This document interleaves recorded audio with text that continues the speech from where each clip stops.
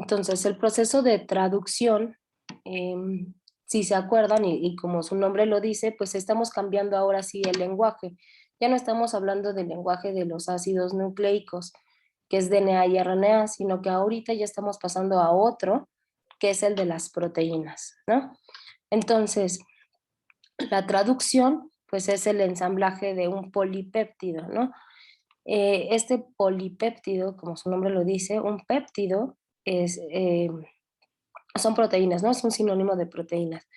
Y esto va a ocurrir en los ribosomas a partir de un mensaje, ¿no? Que viene escrito en el RNA, particularmente en RNA mensajero. Entonces va a haber una correspondencia, decíamos, entre tres bases, lo que llamamos un triplete de RNA y un ácido nucleico. En realidad son varios, ¿no? Hablábamos además que el código genético pues era degenerado porque hay un bamboleo en el que la primera y la segunda base son muy importantes, pero a veces la tercera base puede decir lo que sea, ¿no? En el caso de alanina, como ustedes ven, en realidad no importa si dice G, A, C o U. En los cuatro casos, en realidad el aminoácido correspondiente es alanina. Sin embargo, si habrá algunos más específicos, ¿no? Donde sí importe más, por ejemplo, en leucina o fenilalanina, que de hecho son aminoácidos un poco bastante distintos, ¿no? En donde sí importa si la terminación es AG o es UC, ¿no?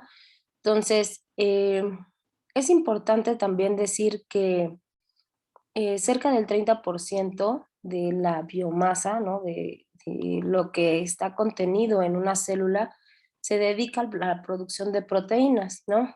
O sea, parte del DNA, parte los RNAs, toda la maquinaria que vimos, las proteínas que están involucradas ahí, ¿no? Las RNA, las DNA polimerasas, todos los ribosomas, ¿no? Los RNA mensajeros, los RNAs de transferencia que van a ir acarreando cada uno de estos aminoácidos, ¿no? Entonces, imagínense cuántos RNAs de transferencia debe de haber también. Entonces, y pues porque esto es la base, ¿no? El hecho de que una bacteria esté viva, que se replique, que se duplique, pues tiene que ver con que forme esas proteínas, ¿no? Esas enzimas, esas DNA, RNA polimerasas, pues también parten de acá, ¿no? El hecho de que puedan generar pared celular ante algún daño, pues también depende que se generen proteínas, ¿no? Entonces no es para menos que el 30% de ese peso celular se dedica a la producción de proteínas. Entonces, bueno, aquí ya van a ver ustedes esto con mucho más detalle en biología molecular de la célula 1, pero veíamos un poquito cómo está formado un aminoácido. Entonces, hablando de las proteínas, ¿no? Que las proteínas no son más que una serie de aminoácidos, ¿no? Es un aminoácido pegado a otro aminoácido, pegado a otro aminoácido. Entonces, un aminoácido se llama así porque pues, tiene un grupo ácido, que es el grupo carboxílico, ácido carboxílico, ¿no? Entonces, de ahí viene el ácido, ¿no? Pero la primera parte es amino. Entonces, tiene un grupo amino y tiene un grupo ácido, que es el ácido carboxílico, ¿no? Entonces, todos van a tener esta, digamos, esta terminación. Y en la cadena lateral R pueden tener diferentes sustituyentes. Dependiendo de ese sustituyente, por ejemplo, si es CH2 o H, pues entonces estamos hablando de un aminoácido que se llama serina. Y habrá algunos que de hecho tengan un carácter todavía más ácido, ¿no? Que son estos, los amarillos, como el aspartato y el glutamato, que de hecho es la base, también se le llama ácido aspartico o aspartato cuando es la sal. Glutamato, estos son ácidos, los básicos, los que tienen más bien pH básico, lisina, pirrolicina, arginina, histidina. Y aquí también cabe mencionar que creo que ya habíamos comentado y ustedes ya me habían compartido que a lo mejor en la prepa les dijeron que había 20 aminoácidos. Sin embargo, acá les estoy mostrando 22 aminoácidos. Esos 22 aminoácidos pues uno de esos distintos que no vemos en eucariontes es la pirrolicina. Ujú. A lo mejor se acuerdan también de la N-formilmetionina, ¿no? A diferencia de solo metionina. Entonces ese también es otro aminoácido, digamos, exclusivos de procariontes. Ujú. Acá nos dice que justo la pirrolicina, de hecho, estará en algunas arqueas metanógenas. Ujú. Entonces, pero bueno, regresando, hay aminoácidos de carácter ácido, acá lo podemos ver, ¿no? Su carga negativa. Aquellos que tienen más bien carga positiva, entonces son básicos. Aquellos que son polares, es decir, que son muy afines al agua, por ejemplo, y los no polares, que más bien estarían atraídos hacia compuestos más como los ácidos grasos o los fosfolípidos, ¿no? Entonces, pero bueno, esta naturaleza, les digo, ya lo van a ver ustedes con más detalles, solo sí que sepan que en procariontes hay 2 aminoácidos extra, ¿no? A diferencia de los eucariontes. Esta diversidad, pues obviamente, imagínense, hay diferentes combinaciones, ¿no? Sea una proteína que sea serina, lisina y valina, o estos mismos 3 aminoácidos mezclados distintos, ¿no? Lisina, serina y valina. Entonces, todas esas combinaciones, pues dan un sinfín de proteínas, ¿no? Entonces, aquí además nos dice que una proteína promedio, ¿no? Habrá proteínas chiquitas, habrá unas proteínas mucho más grandes, se miden en kilodaltones, pero más o menos en promedio tienen 300 aminoácidos. Entonces, si hacemos nosotros esta formulita, ¿no? Que se utiliza mucho en probabilidad, donde tenemos los 22 diferentes aminoácidos elevado a 300, ¿no? Que son las diferentes combinaciones en las que pueden estar arreglados esos 22 aminoácidos, pues podemos tener esa cantidad, ¿no? Que es un número que no puedo decir ahora, ¿no? Pero lo pueden sacar en su calculadora, toda la cantidad de proteínas distintas que se pueden generar, ¿no? Estos aminoácidos además se unen la parte del ácido carboxílico y la parte amino en un enlace que llamamos enlace peptídico. Este enlace peptídico además es un enlace covalente. A lo mejor se recordarán de sus clases de química, los enlaces covalentes son enlaces fuertes. Y cada vez que se unen, de hecho se libera agua. Si ustedes pueden ver esta parte, ¿no? Esta parte que está en azul es el agua que se libera y se terminan uniendo el carbono con el carbono de la parte ácida del primer aminoácido y en la parte amino, el nitrógeno, del segundo aminoácido, ¿no? Y es lo que llamamos este enlace peptídico. La enzima que hace esta unión es la peptidiltransferasa. Uh-huh. Y entonces va formando y va haciendo crecer esta cadena.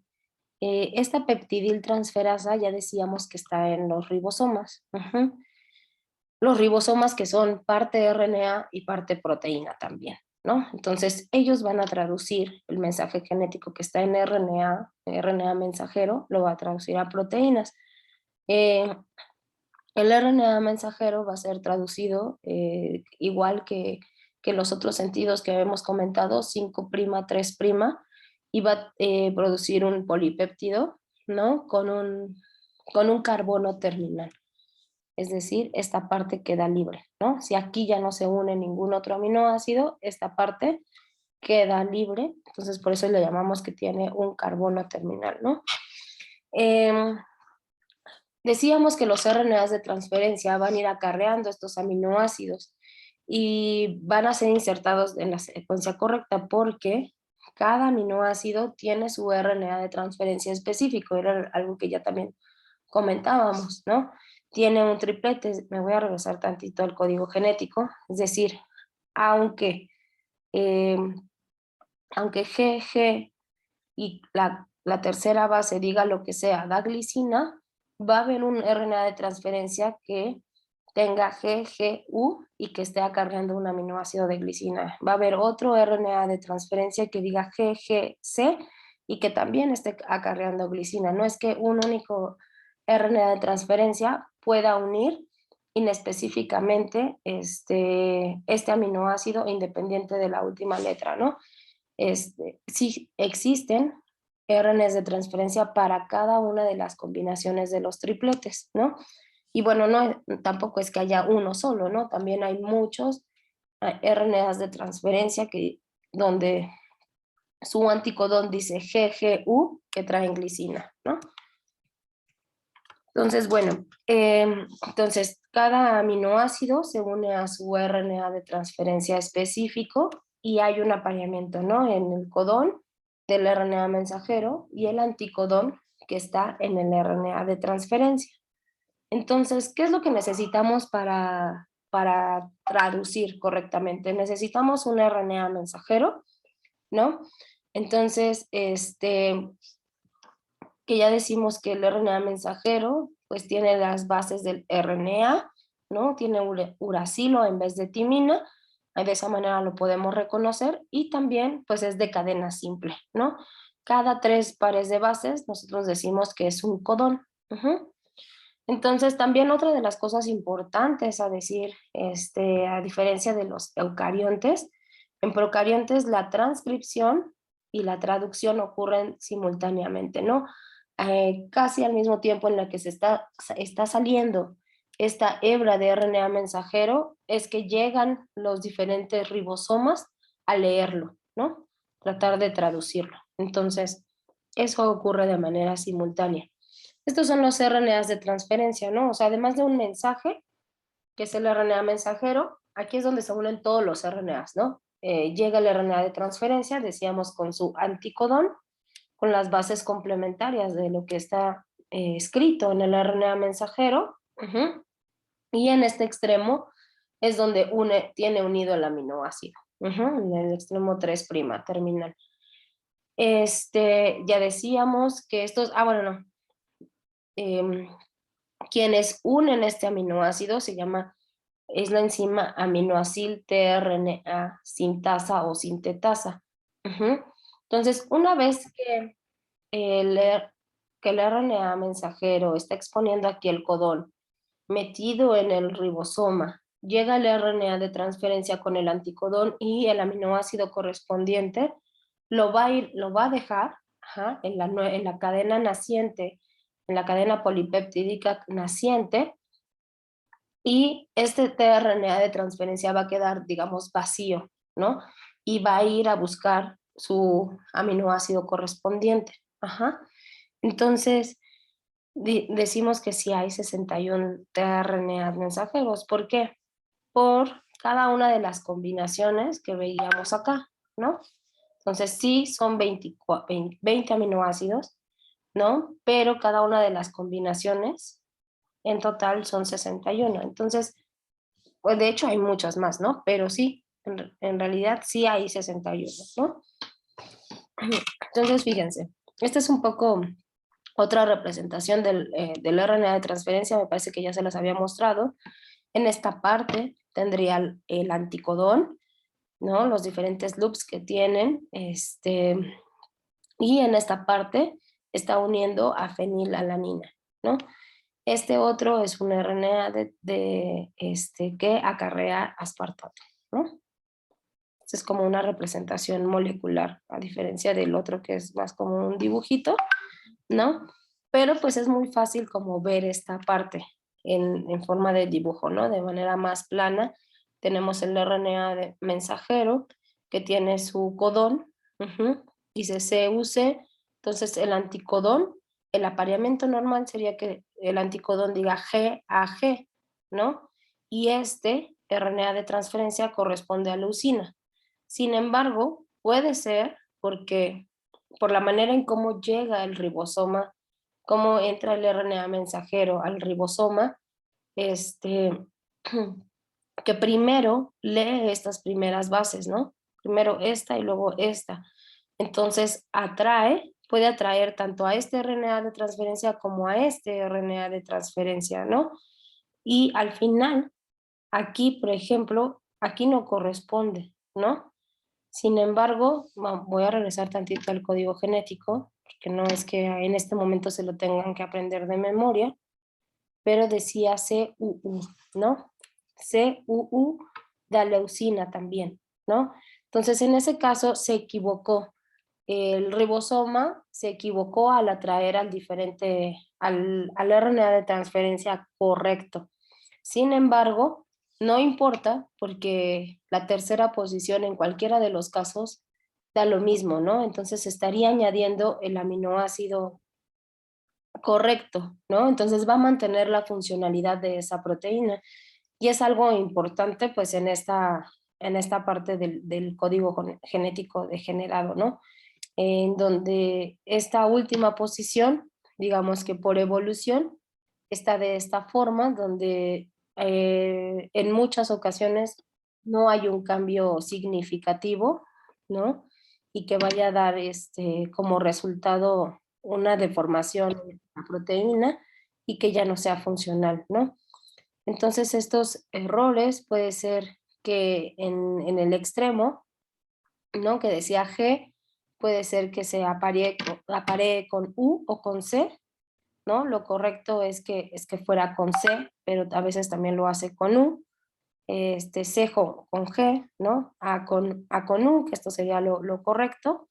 U se aparearía con A, que sería lo más adecuado, pero a veces también lo hace con G.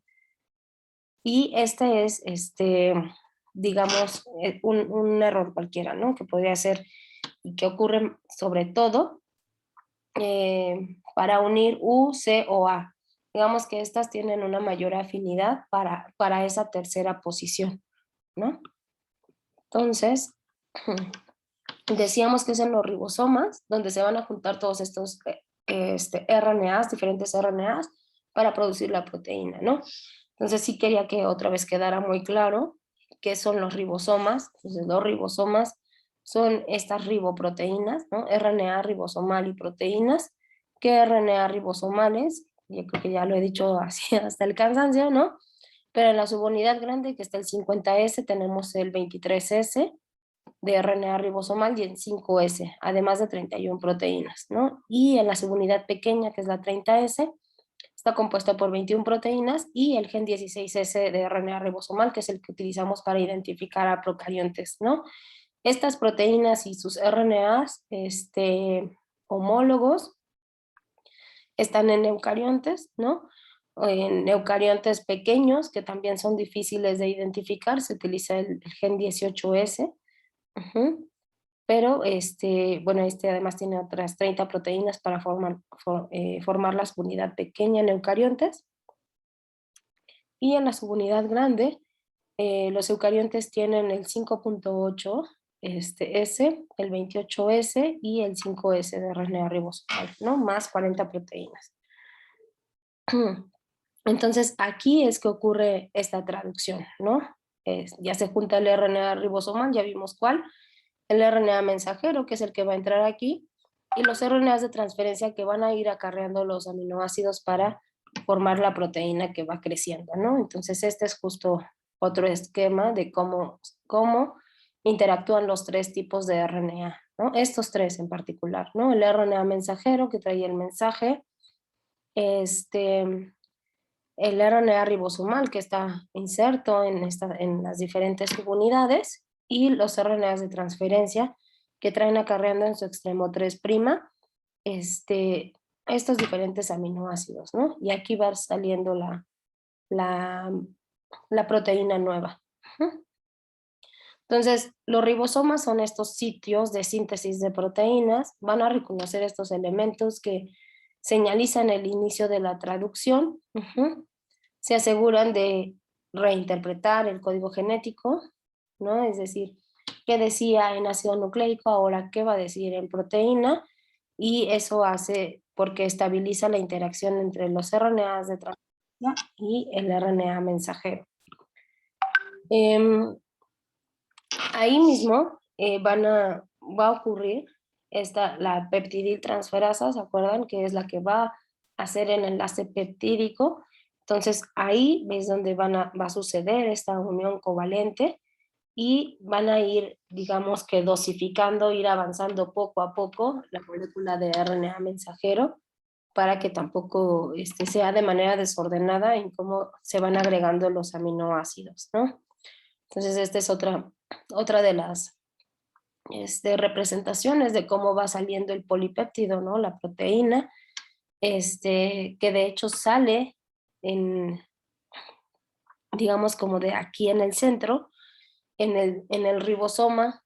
Ya les había comentado que hay 3 sitios: el sitio A de acceso, el sitio P donde ocurre el enlace peptídico y el sitio E de exit, de salida, donde van a salir los diferentes RNAs de transferencia. Entonces aquí llega el primer RNA de transferencia depositando el primer aminoácido. Por aquí en el centro está la peptidil transferasa, que va a hacer los enlaces. Van a ser movidos al sitio P para unirse aminoácido con aminoácido, y cuando llegue el siguiente RNA de transferencia, digamos que por interacción estérica, como que lo va a empujar, ¿no? Simplemente va a ir empujando los otros RNAs de transferencia hasta que lleguen al espacio de exit, donde van a salir vacíos, ¿no? Decíamos esos RNAs de transferencia, en búsqueda del aminoácido que les corresponda, ¿no? Y por acá, pues obviamente el RNA mensajero, ¿no? Que va a traer los codones.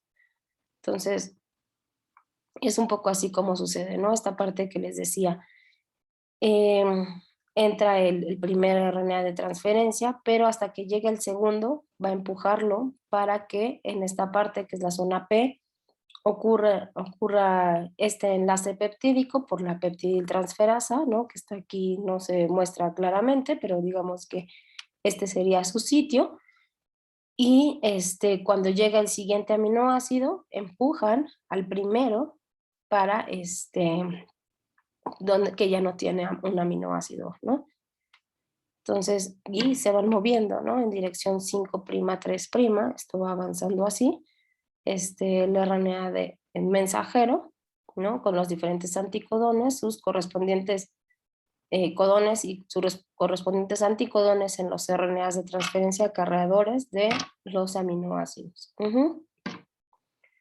Ahora, ¿se acuerdan que había una secuencia que en el RNA mensajero, que hablamos de ella, que es la secuencia Shine-Dalgarno? La secuencia Shine-Dalgarno, esa pega en específico, digamos, tiene complementariedad con parte del 16S de RNA mensajero, ¿no? De RNA ribosomal, perdón, que está dentro de los ribosomas. Entonces, ¿se acuerdan que además esto está antes, ¿no? Es una secuencia no traducida. Esto no va a formar parte de la proteína. Simplemente es una parte, ¿no? Es como una marquita, un tag, una bandera, que reconoce que este es un RNA mensajero, es decir, que trae codificado por ahí una proteína, ¿no? Y que entonces se va a pegar a esta secuencia en específico de la subunidad pequeña del ribosoma, ¿no? En el 16S, y que después va a permitir que se ensamble la subunidad grande, y después lleguen los diferentes RNAs de transferencia para que se vaya formando la nueva proteína, ¿no? Entonces es muy importante, ¿no? Toda esta parte de acá que ustedes ven en el extremo 5', pues es una secuencia que no va a ser traducida, no va a ser parte de la proteína, pero que es importante para que sea reconocido por los ribosomas, en particular la subunidad pequeña, el 16S de RNA ribosomal, y es hasta acá donde empieza el codón de inicio, ¿no? Que decíamos que es el RNA de transferencia que trae formil metionina, y es aquí donde va a empezar la nueva proteína. Ok. Esa secuencia Shine-Dalgarno sí solo es de procariontes. Porque recuerda que los eucariontes no tienen 16S, ¿no? Entonces, aquí está la secuencia Shine-Dalgar, ¿no? Aquí está el inicio de la traducción. Como les decía, esta parte se va a pegar a la subunidad pequeña, del 16, en la parte del RNA ribosomal 16S, y ahí van a entrar algunos factores de inicio de la transcripción, ¿no? Que se llaman IF1, IF2 y IF3. No vamos a hablar de ello. Obviamente esta unión también requiere energía. Si ven acá está el GTP, que después es defosforilado, ¿no? Porque se ocupa ese fósforo, esa energía, para unir a la subunidad grande, ¿no? Si ven, es cuando se une a la subunidad grande, cuando este GTP se transforma en, ¿no? Entonces, así ocurre. Primero está este tag, ¿no? Este RNA mensajero tagueado, que tiene ahí la banderita, traigo mi secuencia Shine-Dalgar, ¿no? Eso quiere decir que voy a hacer proteína, ¿no? O sea, traigo un mensaje para codificar alguna proteína. Esto es redirigido hacia la subunidad pequeña. En particular, recuerden, la parte del ribosoma, del RNA ribosomal 16S, y esto va a desencadenar ciertas reacciones, que primero llegue la formilmetionina, la subunidad grande, que se conforme. Una vez que llega la subunidad grande, pues entonces la subunidad grande acarrea la peptidiltransferasa, ¿no? Que es la enzima que va a permitir la unión de los diferentes aminoácidos. Otra vez el sitio A de acceso, el sitio P, donde ocurre el enlace peptídico, y el sitio E de salida, ¿no? ¿De qué? De los diferentes RNAs de transferencia. Y entonces, esta es la parte del inicio, como igual en los otros procesos vimos cómo inicia, cómo elonga y cómo termina, cómo se elonga una cadena polipeptídica. Entonces el RNA mensajero, decíamos, ya está unido las dos subunidades, ¿no? La pequeña y la grande, trae la peptidiltransferasa, y el ribosoma se va a ir moviendo en dirección 5'3', ¿no? En pasitos, cada uno de los codones. Entonces, esta peptidiltransferasa cataliza el enlace peptídico. Recuerden, el extremo ácido, ¿no? Que es el carboxil, ¿no? Con el extremo amino. Entonces, el extremo amino terminal y el carboxilo ahí se unen, ¿no?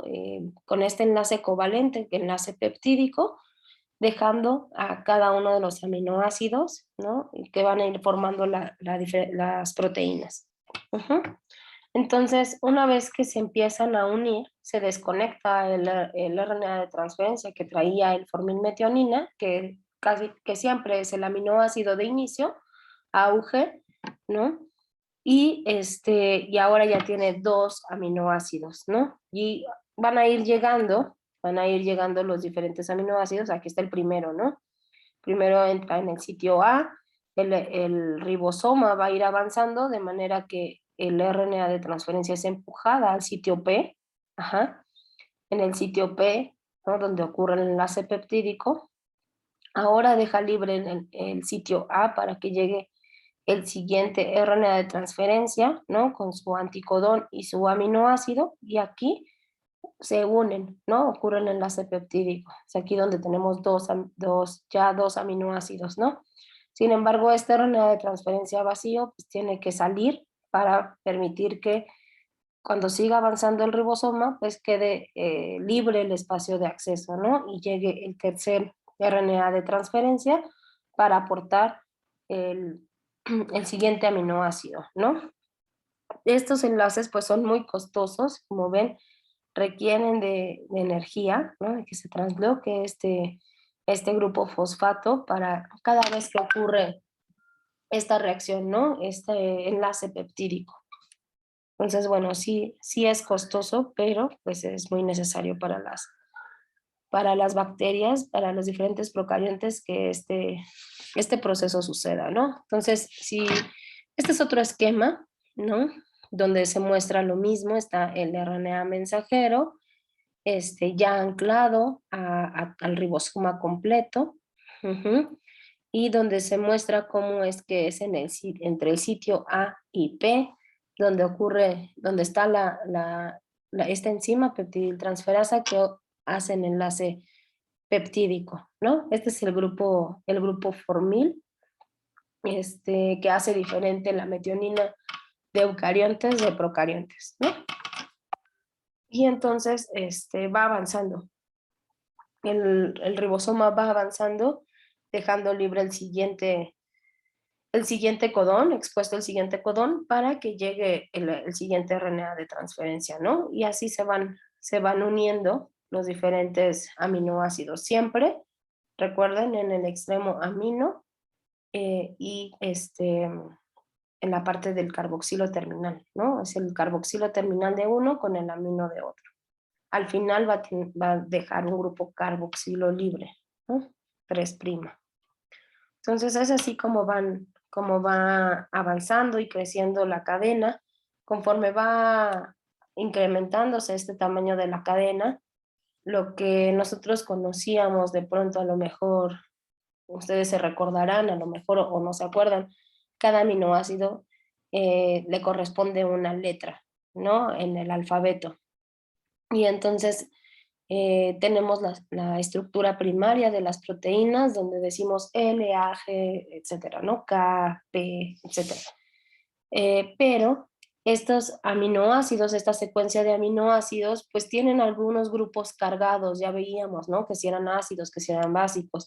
Y pues eso va haciendo que conforme va creciendo la cadena, pues se generen pliegues, y a eso llamamos estructura secundaria de las proteínas, ¿no?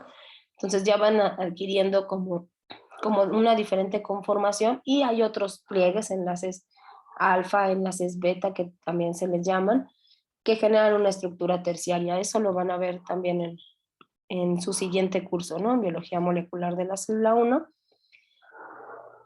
Pero es así como va creciendo la cadena. Y finalmente, ¿no? ¿Cómo termina? Entonces, hay algunos codones de paro, ¿no? Ya decíamos que para esos codones no hay un RNA de transferencia. Entonces, cuando queda libre este sitio, ejemplo, UAG, ¿no? Queda libre, no hay un RNA de transferencia con un anticodón que le corresponda, pero sí, aquí es donde se inserta un factor de liberación, ¿no? Un factor liberador, y de esta manera, pues, el ribosoma sabe que ya no va a continuar sintetizando la proteína, y se separan las dos subunidades, ¿no? Del RNA mensajero.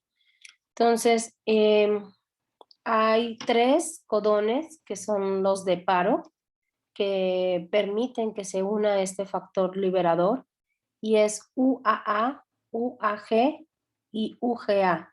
Entonces, bueno, no sé si ustedes sean como muy de mnemotecnias, pero bueno, a mí sí me lo enseñaron, que era la Universidad Autónoma de Aguascalientes, la Autónoma de Guadalajara y la Universidad de Guadalajara Autónoma. No sé por qué no pues, escogieron otro estado, pero bueno, es la forma en la que a mí me las enseñaron, y bueno, yo me las aprendí, pero ustedes apréndenselo como quieran, ¿no?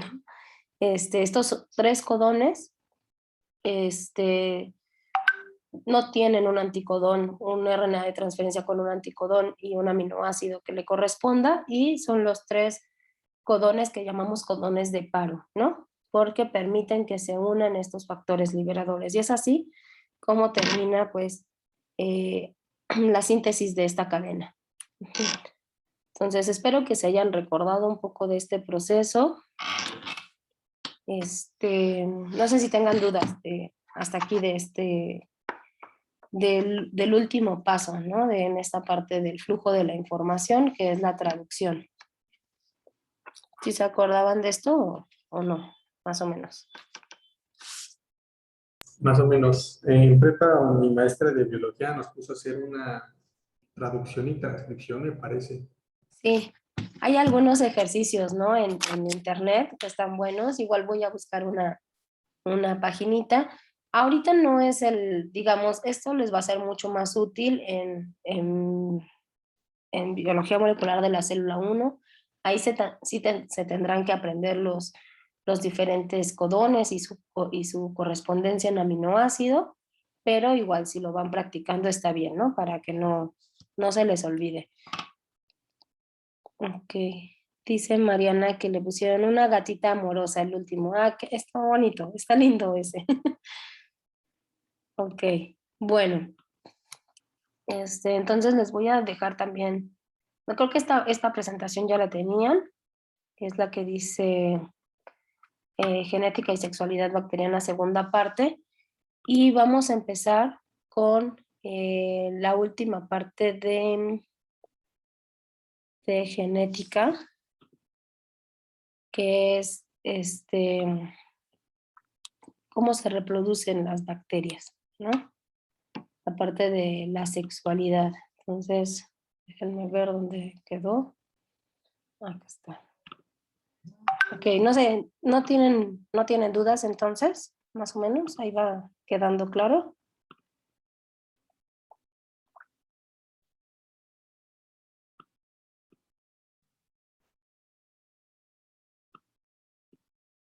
Va quedando claro, profesora. Ok, gracias. Ahora sí, entonces ya vimos un poquito de genética, digamos, en el sentido de cómo fluye la información en procariontes. Hablamos de la transcripción, de la, de la replicación, transcripción y traducción. Les hablé también un poco de cómo están escritos los genes en procariontes. Les decía que pueden estar tanto en una hebra como en la otra, porque eso ayuda a, digamos, hacer más eficiente el espacio que tienen en cromosoma. Esos cromosomas también decíamos que son circulares y que tampoco es que estén dispersos, ¿no? Hay algunos esquemas donde uno busca la célula procarionte y parece que el DNA está por todas partes, no lo está. Está condensado también, ¿no? Con proteínas tipo histonas, parecidos a los eucariontes, ¿no? Que son histonas. Eh, este DNA no se está todo el tiempo abierto, ¿no? Solo se abren aquellas zonas que se van a transcribir, que se van a traducir, o se abre, digamos, parcialmente o un poco más cuando se va a replicar, ¿no? Se va a hacer una copia total del genoma. Hablamos también un poquito de cómo son la estructura de genes, ¿no? No es la intención de esta materia para nada, o sea, ya a quienes les interese un poquito más de regulación genética, pues hay otra materia optativa que es la de fisiología microbiana, pero hablamos un poco de cómo están estructurados los genes en operones, ¿no? En procariontes, eso es muy importante a diferencia de eucariontes, porque en procariontes los genes están en tándem, ¿no? Es decir, hay veces que hay un gen tras otro, y esos 3 o esos 4 o esos 10 genes están regulados por un único promotor, un operador, ¿no? De pronto también vimos ahí algunas secuencias regulatorias que son inhibidores, pero eso es algo muy importante, ¿no? De la estructura de los genes en procariontes, que están en tándem, uno tras otro, y a veces regulados por un mismo sistema, ¿no? En el caso de los eucariontes, hay un operador por cada gen, ¿no? No están así juntitos. Entonces, bueno, esa es también una de las diferencias importantes. Ahora, decimos que los procariontes son seres haploides, es decir, tienen una sola copia, ¿no? Digamos, de su cromosoma o de algunos genes, ¿no? Y entonces, ¿cómo generan variabilidad si no se pueden cruzar, ¿no? O, por ejemplo, nosotros que somos seres haploides, tenemos una copia de nuestra madre y una parte y otra copia de nuestro padre, ¿no? Entonces somos 2N. Sin embargo, los procariontes son únicamente N, ¿no? Son seres haploides. Entonces vamos a hablar un poco cuando pensamos en cómo podría ocurrir esta parte de la recombinación, que en el mundo de la biología le llamamos sexo, ¿no? A veces ocurre por mecanismos sexuales. No hay una correspondencia de esa parte hacia los procariontes, ¿no? ¿Por qué? Porque decimos que son seres asexuales. Entonces, decimos que la división en las bacterias es asexual, ¿no? ¿Cómo se dividen? Por fisión binaria, o también le llamamos bipartición, o escisiparidad. ¿Eso qué quiere decir? Que forma otro organismo y después hay una escisión, ¿no? Es decir, se cortan, se separan, y este es un nuevo individuo. Obviamente, con, digamos, una copia, ¿no? De todo el cromosoma, de todo el material genético que aquí tenía, ¿no? Bajo el proceso de replicación. Entonces aquí podemos ver cómo ya fue pasado parte de, digamos, la copia a este nuevo individuo, ¿no? Pero sí decimos que se reproducen por fisión binaria, ¿no? Es decir, duplican material genético, obviamente también parte de citoplasma, algunas proteínas que requieren, la membrana, ¿no? A veces también hay invaginaciones de la membrana, es decir, se meten en esta membrana para hacer el corte, ¿no? Y generar un nuevo individuo. Entonces, la fisión binaria, si, no sé si lo hayan visto con Sammy, pero si no, pues es esa parte, ¿no? O sea, tenemos el cromosoma, aquí se ve, obviamente que se abre esa horquilla de replicación, se hace una copia, ¿no? Una copia total de todo el genoma en el órice, recordando que empiezan en el origen del cromosoma, que en procariontes además también decimos que ocurre en dos partes, ¿no? Aquí solo aparece como si fuera un único órice, sin embargo, recordando que se hace de los dos lados, ¿no? Para generar una nueva copia. Entonces, una vez que se tiene esa copia, se alarga el citoplasma, se invagina, ¿no? Estas membranas, y entonces tenemos una nueva célula hija, ¿no? Que se lleva pues en parte una copia, ¿no? Total. Entonces la célula hija es idéntica a la célula madre, aquí no hay variación. Ujú.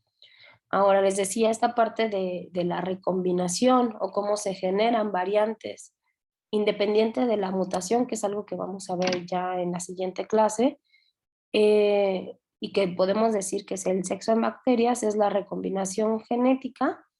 Eh, Vamos a ver qué es la transferencia de DNA de un organismo donador a otro receptor, ¿no? Entonces el DNA que va a ser transferido debe ser integrado de manera homóloga o de manera no homóloga. Eso lo vamos a ver, ¿no? En eucariontes ocurre de manera homóloga, pero en eucariontes puede ocurrir en procariontes puede ocurrir de las dos formas, homóloga o no homóloga.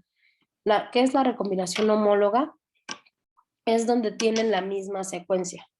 Ajá, entonces, una de estas partes puede ser intercambiada por otra que tenía otra bacteria, pero, no sé, pensemos en un gen que ayuda a asimilar la lactosa, ¿no? La beta-galactosidasa. Entonces, esta bacteria tenía en esa parte el gen de beta-galactosidasa y lo va a cortar y va a recibir en su lugar otro gen de beta-galactosidasa. Ujú. Entonces, la secuencia es la misma, eh, pero quizá esta nueva enzima es mucho más eficiente, ¿no? O a lo mejor no es inhibida, tiene alguna mutación y no es inhibida por por el inhibidor, ¿no? Que veíamos antes, o sea, no es reprimida y entonces puede seguir funcionando. Entonces cambia una secuencia que era exactamente igual por otra, de otro individuo, ¿no? Y entonces eso ocurre por unas proteínas, esos genes en particulares están como flanqueados por unas proteínas que se llaman REC-A, que tienen que ver con recombinación, ¿no? Pues se llaman así. Y entonces permiten cortar o ciertos pedacitos del genoma y incorporar otros, ¿no? No necesariamente tiene que ser el mismo gen, como en el ejemplo que les acabo de decir, podrían incorporar otros genes, ¿no? A lo mejor en ese mismo espacio donde estaba la beta-galactosidasa, ahora se va a insertar toda una isla, y con isla me refiero a, no sé, a lo mejor unos 6, 7 genes que traen genes de resistencia a antibióticos, ¿no? Entonces, pero que también están flanqueados por estas proteínas, ¿no? Que reconocen, más bien las proteínas que reconocen esas secuencias que se llaman REC-A.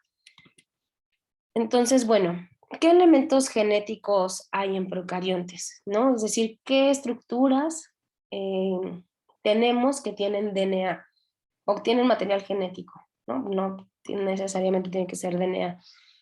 Puede ser los cromosomas, como ya vimos. En procariontes puede haber un cromosoma o puede haber varios, ¿no? Hay genomas virales, ¿no? Que también, o sea, son elementos genéticos de DNA o de RNA que están dentro de las bacterias, ¿no? Todos los fagos. Están aquellos plásmidos, que son secuencias también circulares de DNA, pero que no son del mismo tamaño que los cromosomas, son mucho más chiquitos y por eso los distinguimos y ahora les llamamos plásmidos. Están los genomas de organelos, que estos no los tienen los procariontes, entonces les puse aquí en asterisco aquellos que sí tienen los procariontes, ¿no? Los genomas de organelos, a lo mejor, bueno, no sé si, creo que sí lo platicamos un poquito, ¿no? La mitocondria tiene un genoma distinto al genoma que tiene el núcleo. Y es una de las evidencias de esta teoría de endosimbiosis de Lynn-Margulis, de que una bacteria se come a la otra, ¿no? ¿Por qué? Porque el núcleo tiene distinto genoma que la mitocondria, ¿no? Entonces, en ese sentido, la mitocondria podría haber venido de una bacteria distinta a la que se comió, digamos, esa que fue comida por otra, ¿no? Y esa otra pues sería un remanente del núcleo y por eso tiene un genoma distinto. Entonces, igual ocurre con los cloroplastos, ¿no? Los cloroplastos tienen un genoma distinto al genoma que está en el núcleo. Entonces, bueno, eso es exclusivo de eucariontes, ¿no? Hay otros elementos que son los elementos transponibles, transposones, trasladables, los van a encontrar así en las diferentes traducciones, que son secuencias de DNA saltarinas. Vamos a hablar de ellos, entonces, pero sepan que que los procariontes tienen un cromosoma o varios, tienen plásmidos, muchas veces tienen varios también, varias copias, y los elementos transponibles. Ahora, este es un esquema de las secuencias de RECA, lo que les estaba comentando hace ratito, ¿no? Algunas secuencias que son homólogas, es decir, tenemos, imagínense, esta es una bacteria X y esta es una bacteria Y, cada uno con su DNA. Sin embargo, hay una escisión, se hace por estas proteínas que son RECA, reconocen estas secuencias y ahí es donde cortan. Y entonces este corte que hace lo reconoce también, digamos, también está presente en otra secuencia de DNA y entonces permite intercambiar esta zona que era del verde ahora va a estar en el naranja. Entonces todo esto se produce con ayuda de esas proteínas que se llaman REC-A, pero solo ocurre en ciertas partes, ¿no? del genoma, en ciertas secuencias que son reconocidas por que reconocen esas proteínas, no en cualquier lado. Entonces, esto pues ya es recombinación, que es lo que ocurre cuando, cuando se juntan, por ejemplo, en los gametos, ¿no? En eucariontes. Entonces se recombinan diferentes genes. Aquí se recombinan solo algunos, solo los que son mediados por RECA, y a eso llamamos recombinación homóloga. Ahora, ¿cómo intercambian genes? los diferentes procariontes. Hay varios mecanismos. Uno es la conjugación, otro es la transformación, otro es la transducción y otro es la transposición, ¿no? Digamos que son los mecanismos por los cuales puede haber recombinación no homóloga en este caso entre procariontes. Y es al conjunto de estos cuatro, de estos cuatro, bueno, procesos que les llamamos transferencia horizontal de genes. ¿Por qué les llamamos transferencia horizontal? Ustedes que ya estuvieron viendo algunas de las charlas, ¿alguno de ustedes me puede decir por qué es la transferencia horizontal?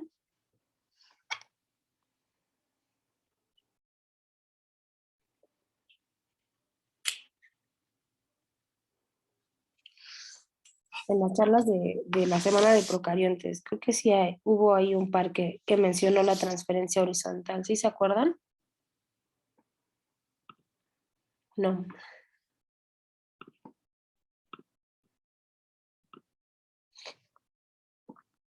no se acuerdan, no importa. No, yo no lo vi. Un poquito podría ser bueno, no lo tengo tan claro, lo tengo como una idea vaga. Es que, por ejemplo, las dos bacterias van a estar ahora sí que en el medio, donde estén, su medio ambiente, y por ejemplo, con los flagelos, o bueno, con las vellosidades que tienen, a lo mejor ahora sí como que van a decir chócalas, y van a intercambiar información genética del plásmido a plásmido, o algo así podría ser. Sí, sí, sí, sí. Sí, sí tienes bien la idea. Vamos a explicarla, ¿no? Porque ese es un proceso en particular, pero sí. Hablamos de transferencia vertical cuando el DNA se pasa de una célula madre a una célula hija, ¿no? Y decíamos que este proceso ocurre normalmente en procariontes como fisión binaria, ¿no? Decíamos, se replica todo el DNA y se pasa a la célula hija. Y todas son iguales, ¿no? Y entonces el flujo es de madre a hija. Y así todos son iguales. Sin embargo, la transferencia horizontal tiene que ver con, digamos, bacterias de la misma generación, ¿no? Donde la información no va a fluir de madre a hija, sino como de amigo a amiga, ¿no? Digamos en la misma generación, en el mismo momento en el que ambas bacterias están conviviendo, como bien nos mencionaban ahorita, esta parte del DNA va a ser transferido a ¿no? Y entonces ya la transferencia no es horizontal, sino como que es entre pares, ¿no? Es horizontal. Entonces, sí, Dani, adelante.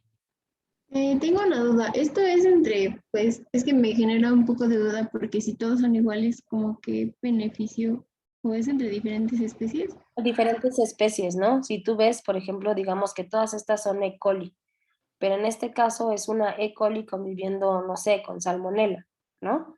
Ajá, y entonces estos genes que iban a ser para otra E. coli, en un proceso normal de intercambio genético de manera, una transferencia vertical, ahora estos genes de E. coli van a pasar a salmonella. Ujú. Ah, ok, gracias. ¿De qué? Entonces, vamos a ver también qué beneficios les puede tener eso, ¿no? Porque no siempre va a ser beneficioso, o sea, vas a recibir la basura de alguien, digamos, pero la basura de alguien a veces es el tesoro de otro, ¿no? Pero a veces simplemente sí es basura, ¿no? Y entonces a las bacterias a veces tampoco les encanta estar recibiendo DNA de otras bacterias, ¿no? Porque eso les implica un espacio de almacenamiento, pero también de explorar si eso les sirve y eso requiere maquinaria, ¿no? Para estarlo replicando, estarlo transcribiendo, estarlo traduciendo, ver de qué va, saber si eso le va a ser útil en esa condición o no, y hay veces que también terminan por desecharlo, ¿no? Entonces no siempre se lo quedan y no siempre tener más es mejor, ¿no? Entonces, bueno, les decía, vamos, estos son 3 de los 4 procesos que les enseñé antes. Es el de transformación, transducción y conjugación. Vamos a verlos cada uno, pero la transformación tiene que ver con esta célula, que le vamos a llamar célula donadora, libera estos genes, ¿no? Que a lo mejor ya son una carga muy energética, muy fuerte para ella, y dice, ya no la quiero, y lo libera. Ujú. Puede ser de esa manera, o también puede ser que esta célula muere. Esta célula muere, se lisa, y parte de su DNA queda como en el ambiente, en el medio ambiente, ¿no? Entonces la célula receptora lo va a tomar. Ujú.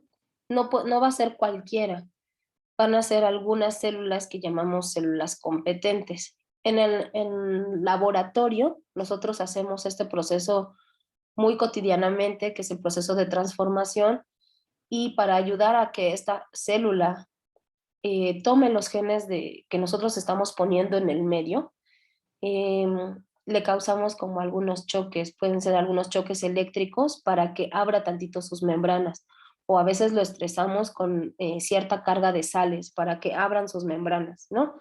O le subimos la temperatura también. Entonces, con el incremento en temperatura también sus membranas se abren. Entonces, son diferentes mecanismos por los cuales nosotros hacemos que ese DNA externo, ¿no? Extraño, entre en la célula. Pero eso ocurre de manera natural, ¿no? No necesariamente, digamos, obligada. El proceso de transducción, entonces, es pasar otra vez esta parte que está en rojo, ¿no? Que es son estos genes. Vamos a pasarlo a la célula donadora, pero ahora a través o mediado por un fago, ¿no? Por un virus.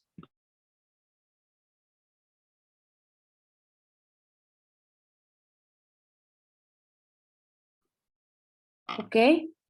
Y el otro proceso es el de conjugación, que es el que nos está comentando ahorita. Ay, perdón, no vi quién estaba hablando. ¿Quién era, perdón? Lo de las bacterias y el medio ambiente y cómo se intercambian. Ajá, eras tú, Ah, Ángel. yo, sí.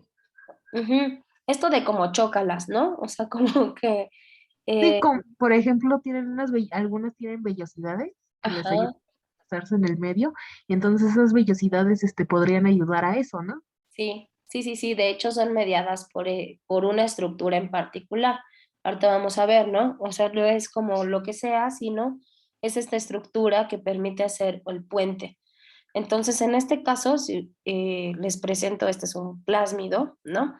Este es el cromosoma y este es el plásmido. Es DNA, digamos que podría ser incluso otro cromosoma, pero por su tamaño, como es más chiquito, no es considerado así, ¿no? Entonces se le llama plásmido. Entonces, en este caso está pasando todo el plásmido, ¿no? Que son un conjunto de genes que de hecho pueden replicarse, a veces pueden replicarse solos, a veces sí necesitan de la maquinaria del cromosoma, ¿no? Pero no es como un gen ahí perdido, ¿no? De una bacteria que murió, o que expulsó, ¿no? El DNA que expulsó una bacteria o un gen en particular, sino es un conjunto de ellos, casi siempre van juntos, ¿no? Son plásmidos y están caracterizados ya muchos de ellos. Entonces, estos plásmidos, ahora vamos a hablar de ese proceso, vamos a empezar un poquito al revés, vamos a empezar con el de conjugación. Entonces, conjugación es el mecanismo por el cual los plásmidos son transferidos de una bacteria a otra. Y aquí se ve, ¿no? Esta es una bacteria que además se le ve, digamos, morfológicamente se ven distintos, ¿no? Este es como un cocobacilo y este es claramente un bacilo. Este perfectamente podría ser Salmonella o E. coli porque se caracterizan por tener muchas fimbrias, ¿no? Que les ayudan a adherirse al epitelio gastrointestinal, ¿no? Y esta, pues no sé, podría ser, no sé, yo qué sé, Mycobacterium, ¿no? Entonces, si ven, hay un puente, hay una estructura que va a permitir que esta bacteria le pase a esta otra, ajá, mediante este proceso que es transferencia horizontal, en particular conjugación, le va a pasar un plásmido. Ajá. Esta estructura se le llama pili. No sé si la vimos, creo que no recuerdo si la vimos cuando vimos diferentes estructuras, que hablamos de flagelos, que hablamos de fimbrias. Esta es otra estructura, ¿no? Que es un canal también de proteínas que permite el paso de un plásmido de una bacteria a otra, ¿no? Que son distintas. Y bueno, quien tiene este pili es codificado por ciertos genes, obviamente, que tiene esta bacteria y que muchas veces están codificados en ese plásmido. Entonces, en este caso, y bueno, como que todo lo queremos humanizar, ¿no? Entonces, en mucha de la literatura van a ver que esta es considerado la bacteria H+, ¿no? O que tiene el gen para que codifica para el pili. Entonces, ya a veces que también le dicen la bacteria macho, ¿no? Entonces, esta bacteria que tiene los genes para hacer este puente se llama la bacteria macho o bacteria donadora, y entonces le va a pasar a esta otra algunos plásmidos. Incluso puede pasarle el plásmido que codifica para hacer este pili, ¿no? Puede ser que entonces también, si se lo pasa y ella ya no lo tiene, pues entonces ella ya no puede generar de nuevo este canal, ¿no? Y ya solo esta bacteria lo va a hacer. Pero también puede ser que genere copias de ese plásmido, ¿no? Y ella siga siendo, digamos, esta bacteria donadora, y esta que era receptora, ahora se vuelve donadora, ¿no? Sin quitarle el carácter donador a esta. Entonces, bueno, en bacterias es muy raro el intercambio de genes, vean que lo pueden hacer entre especies, ¿no? Y es algo muy interesante. Entonces, en la conjugación se pasan plásmidos, ¿no? ¿Qué son los plásmidos? Les decía que son moléculas de DNA que se replican de manera independiente del cromosoma bacteriano. Digamos que son autónomos casi, ¿no? Muchas veces traen genes de resistencia a antibióticos y en procesos en laboratorio de ingeniería genética se utilizan mucho para pasar genes de una especie a otra, ¿no? Por ejemplo, hay algunas bacterias que son capaces de producir ¿se acuerdan de los PHAs, PHBs, de los polihidroxialcanoatos, los polihidroxibutiratos, que se veían como gránulos adentro de la célula, que yo les decía que era una reserva de carbono? Pues muchos de esos PHAs, PHBs, ahora se están utilizando como bioplásticos. Entonces, en algunos laboratorios se están insertando esos genes de esas bacterias que son capaces de almacenarlo, lo hacen en algunas estructuras, ¿no? Eso está codificado en su genoma. Entonces, hay quienes toman esos genes y se los insertan a E. coli, por ejemplo, ¿no? ¿Por qué a E. coli? Porque de E. coli conocemos muchas cosas, sabemos cuál es el medio que le gusta crecer, sabemos que se replica súper rápido, en media hora ya tenemos otra generación, ¿no? Entonces, a diferencia de a lo mejor esas bacterias que necesitan crecer en medios anaerobios, con fuentes de azufre muy complicadas, que por lo mismo de ese metabolismo anaerobio crecen muy lento. Entonces, le quitamos esos genes a esa bacteria y se los pasamos a otros a través de un plásmido, ¿no? Esa es como la aplicación que nosotros les hemos dado, pero les digo, esto ocurre de manera natural en las bacterias, ¿no? Estos son algunos mapas genómicos de algunos plásmidos, ¿no? Que se encuentran en bacterias patógenas. Entonces, este es el plásmido RK2, que es un plásmido pues, muy ampliamente distribuido entre las bacterias, que tienen un gen beta-lactámico, que es de resistencia a antibióticos beta-lactámicos como la penicilina.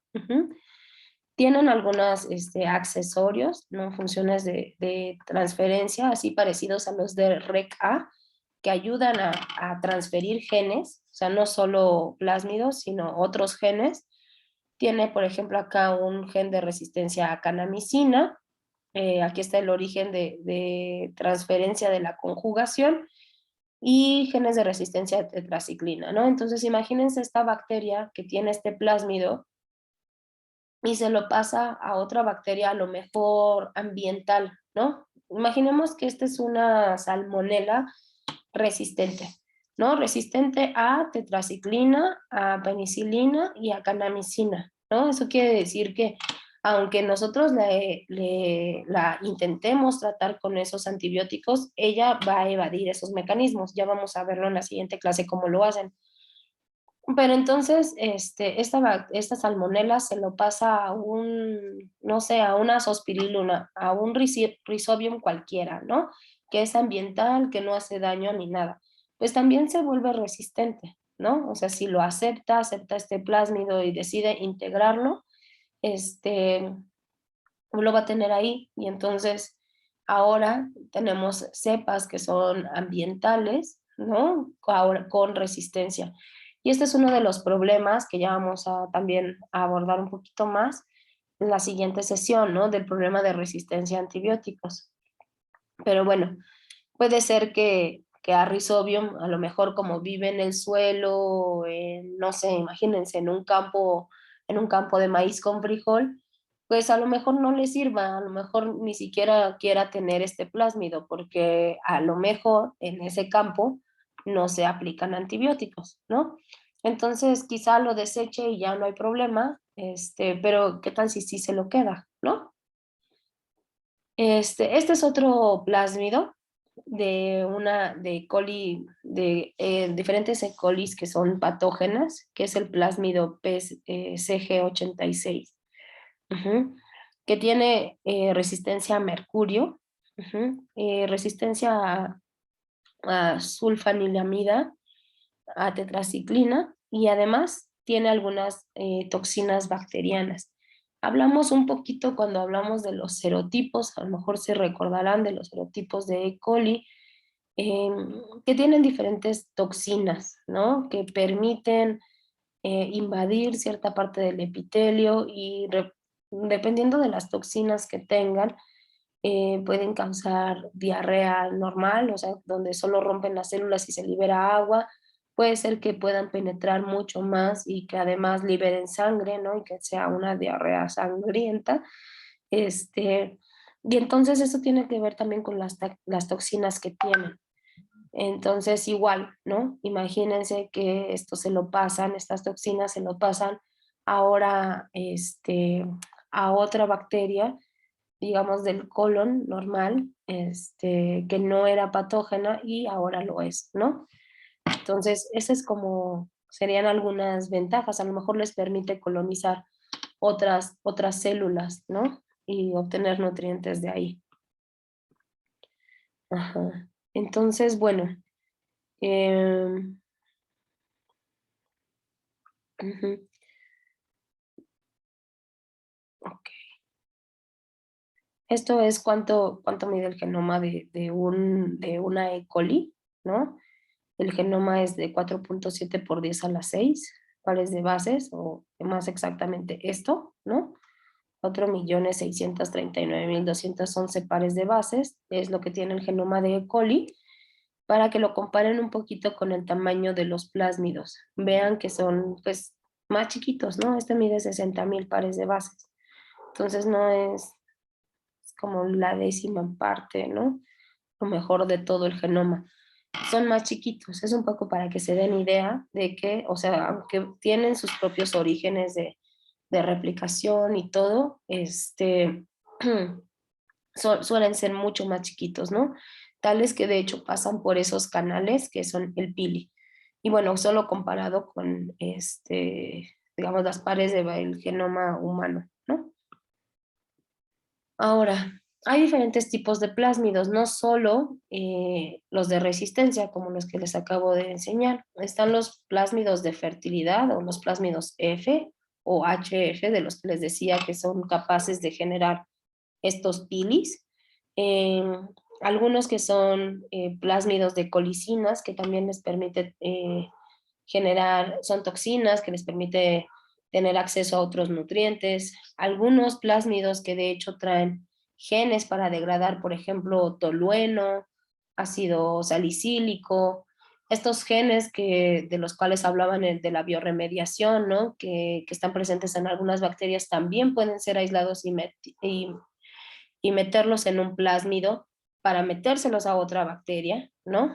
Hay algo muy interesante porque estos plásmidos que ya están caracterizados, sabemos sus secuencias y mediante algunas enzimas que llamamos enzimas de restricción, podemos cortar y meter aquí, no sé, por ejemplo, un gen de degradación a tolueno, ¿no? Es algo que también es padre, digamos, en esa parte de la ingeniería genética, ¿no? Están los genes de virulencia, ¿no? Como las toxinas, genes de adición, es decir, genes que traen incorporados, por ejemplo, las fimbrias, esos pelitos, ¿no? Que veíamos en la imagen previa, para que se peguen a diferentes superficies. Y bueno, también los hay, los que son conjugativos, como los de fertilidad, ¿no? Los no conjugativos, esta es otra categoría, ¿no? Los no conjugativos como los de resistencia o los de degradación, ¿no? O los movilizables, es que decir que traen elementos móviles. O sea, hay diferentes categorías de cómo se pueden agrupar a los plásmidos, ¿no? Referente a los de fertilidad, que les decía que es el factor F, es un plásmido que va a ser transferido de una a otra, tiene más o menos 100 kilobases, y le llamamos que es un episoma, ¿no? Que es un elemento genético que se puede insertar en el cromosoma o puede permanecer separado del cromosoma, ¿no? Hay bacterias quienes lo integran directamente a su cromosoma y ya digamos que lo tiene por siempre, y hay quienes lo mantienen como aparte, ¿no? Donde lo pueden donar y ya no tenerlo, es otra de las posibilidades, ¿no? Que les comentaba.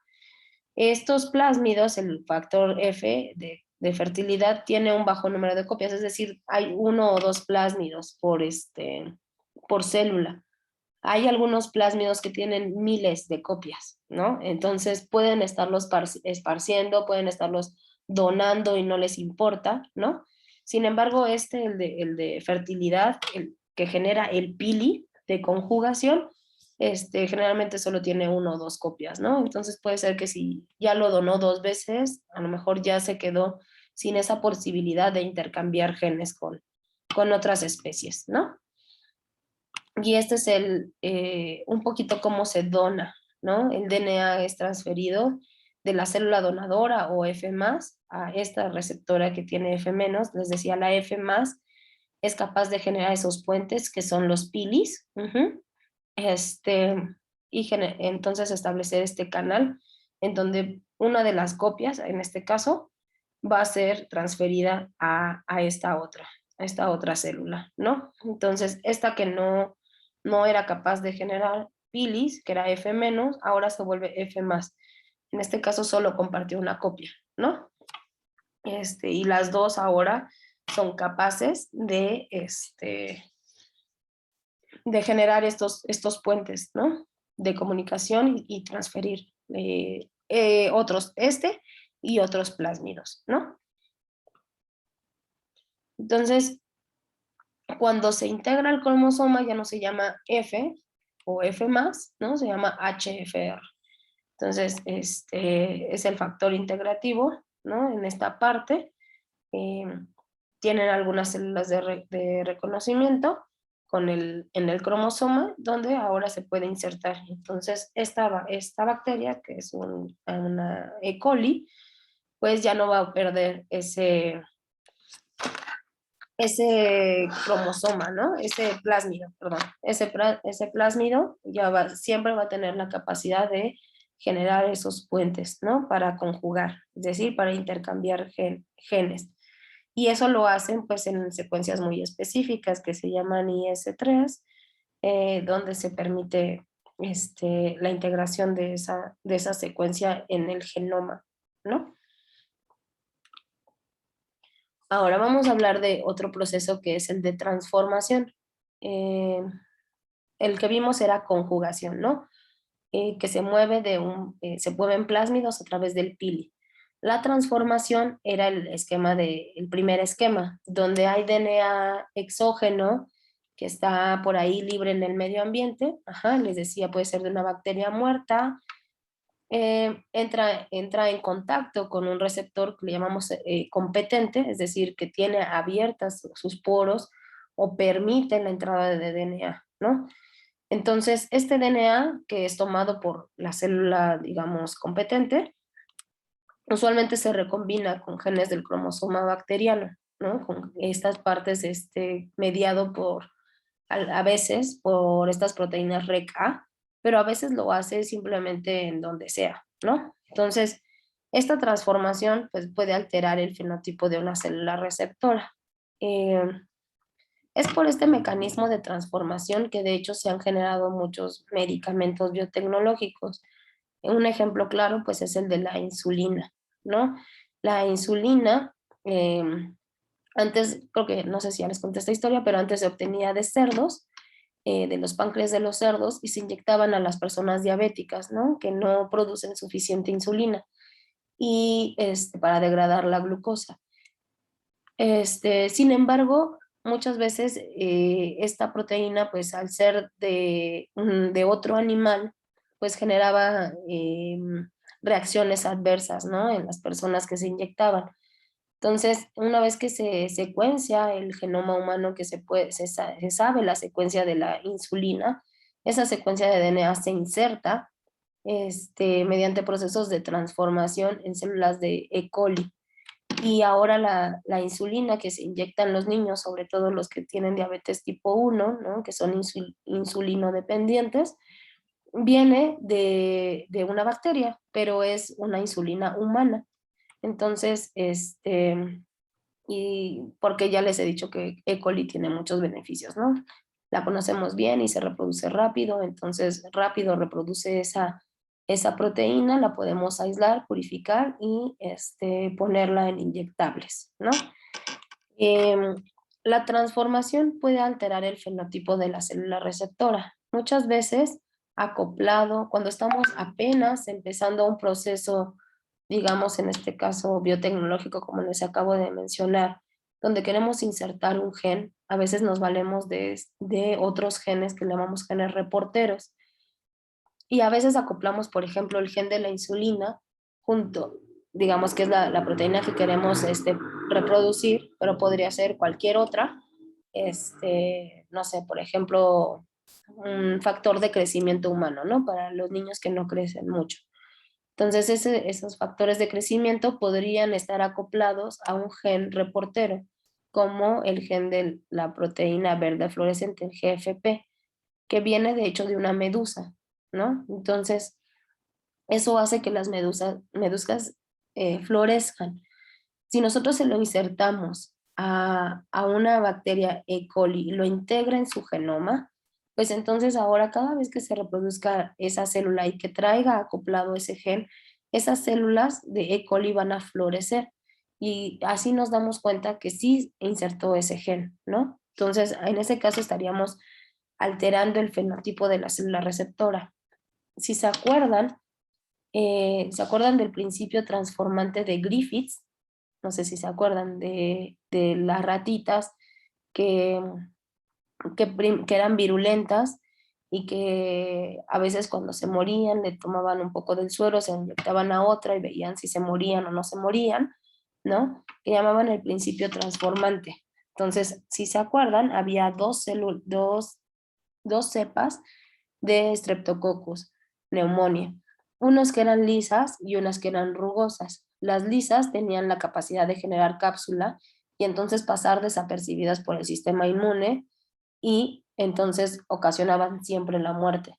Mientras que las rugosas, ¿no? Como no tenían esta cápsula, pues eran detectadas por el sistema inmune y a veces se salvaban los ratoncitos, ¿no? En ese sentido, ese gen de virulencia, que es el gen que codifica para la cápsula, está codificado en un plásmido, ¿no? Y si se acuerdan, había células muertas. Griffith lo que hizo fue un experimento de células muertas, que era ese DNA, ¿no? Que estaba ahí vagando, digamos libre, era tomada por las células rugosas tomaban el gen de virulencia y se transformaban ahora en lisas, ¿no? Ese principio transformante, pues se llama así porque este es el proceso, ¿no? El proceso de transformación, el hecho de tomar DNA, a lo mejor de una bacteria muerta, incorporarlo, y ahora cambiar, ¿no? En este caso cambió su fenotipo de ser rugoso a ser liso. Pero bueno, en realidad tiene muchas aplicaciones y todo consiste en eso, ¿no? O sea, que hay una bacteria que muere, este es el proceso, digamos, normal, hay DNA por ahí afuera, y entonces este DNA es captado a lo mejor por algunas proteínas o simplemente esta bacteria, les digo, en el laboratorio la hacemos con calor, con un choque osmótico, con un choque eléctrico, y entonces permitimos que se abran, que abra espacios en la membrana y que penetre ese DNA. Y entonces hay veces que ese DNA se integra, ¿no? Otra vez puede ser mediado por esas proteínas REC-A o simplemente, en general sí lo integra, ¿no? Lo tiene que integrar al genoma porque esto no se circulariza, ¿no? No es un plásmido, es decir, no tiene un origen de replicación independiente ni nada. Forzosamente para que esta bacteria pueda, en todo caso, adquirir características de la que estaba muerta, ¿no? De los genes que tomó del medio ambiente, tiene que integrarlo en el genoma, forzosamente, ¿no? Entonces, les decía, hay algunas bacterias que son competentes naturalmente, muchas de ellas, de hecho, son las patógenas, ¿no? Y el hecho de que sean competentes es que tengan esas proteínas de unión, o sea, que puedan captar DNA, pero que además después lo puedan meter, ¿no? Y no solo que lo puedan meter, sino que tengan esas proteínas REC-A para poder incorporarlo en el DNA. Es un proceso un poco más largo y más complicado que solo pasar el plásmido, ¿no? Entonces, este es un proceso de cómo se hace la transformación de E. coli en el laboratorio, ¿no? Este es un plásmido que es el plásmido Bolívar Rodríguez, me parece, 322.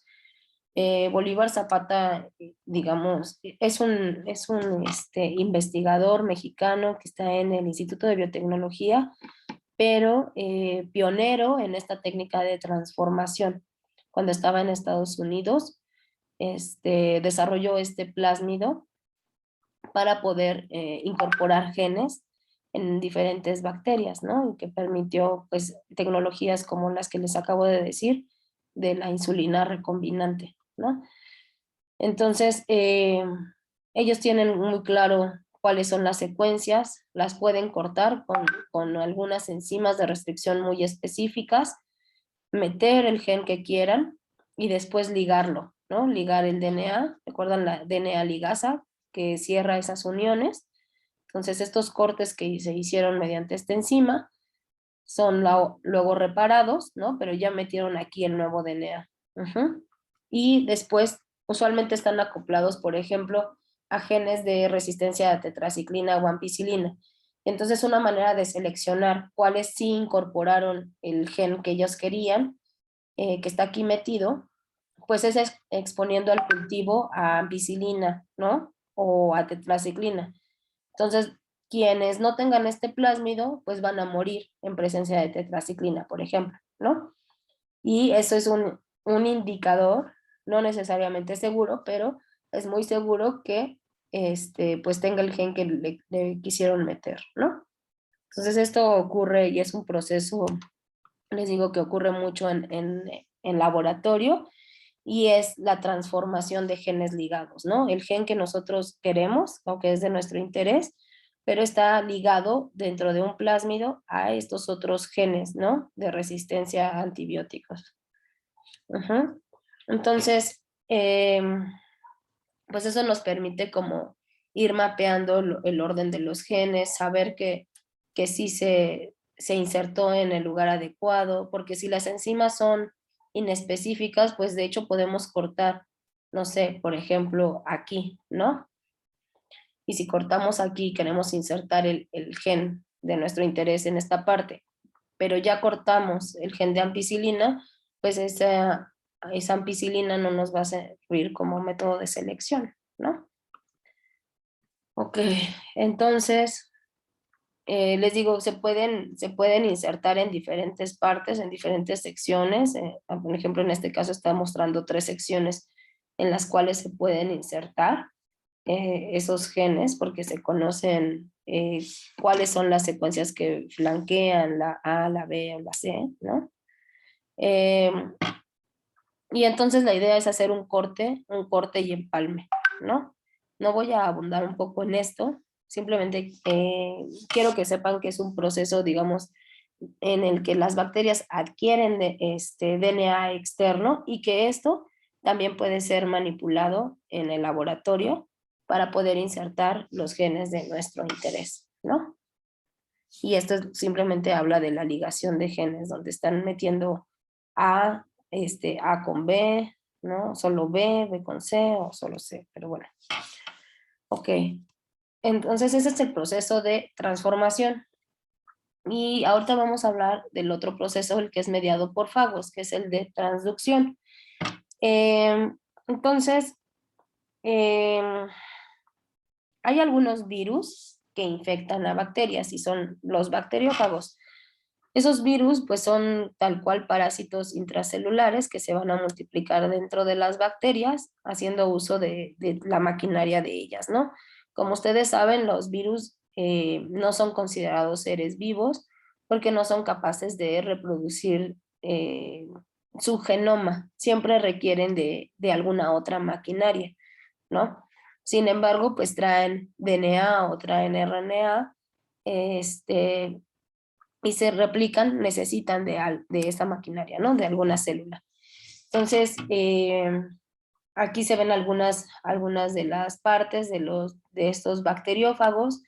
Tienen una cabeza, ¿no? Que es proteica. Generalmente el DNA o el RNA está metido aquí, ¿no? Un collar, tienen el tubo, el core, tienen las espículas, ¿no? El spike, que de hecho, por ejemplo, ahora hablando del coronavirus, pues muchas de las vacunas están justo diseñadas para reconocer estas partes, ¿no? Son los spikes, que en el caso del coronavirus los tiene acá, ¿no? Pero bueno, son diferentes conformaciones.